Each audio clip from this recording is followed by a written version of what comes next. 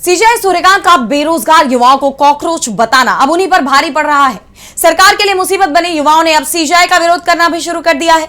अभी हाल ही में Tata institute of social sciences में उनका कार्यक्रम सिर्फ इसलिए स्थगित कर दिया गया और अब ऐसा ही एक और मामला सामने आया है। हैदराबाद की एक यूनिवर्सिटी में सीजीआई को चीफ गेस्ट के तौर पर बुलाया गया था, लेकिन युवाओं ने यूनिवर्सिटी प्रशासन के इस फैसले का विरोध किया है।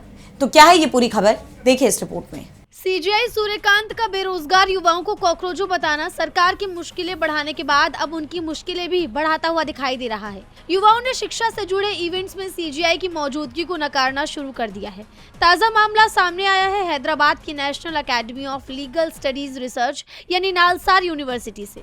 दरअसल नालसार यूनिवर्सिटी में कॉन्वोकेशन सेरेमनी के लिए सीजीआई सूर्यकांत को बतौर चीफ गेस्ट के लिए इन्वाइट किया गया था और यूनिवर्सिटी का यही फैसला विवादों के घेरे में आ गया। यूनिवर्सिटी के पास आउट हो रहे छात्रों के एक ग्रुप ने इस फैसले का विरोध किया है।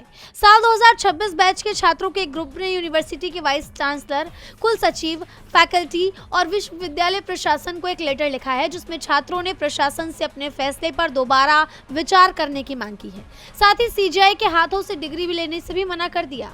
छात्रों ने कहा, युवाओं को कॉकरोच कहने से लेकर पुलिस बर्बरता के वीडियो देखने का समय न होने जैसे असंवेदनशील बयान देने तक सीजीआई ने हमारे जैसे छात्रों के लिए उदासीनता दिखाई है।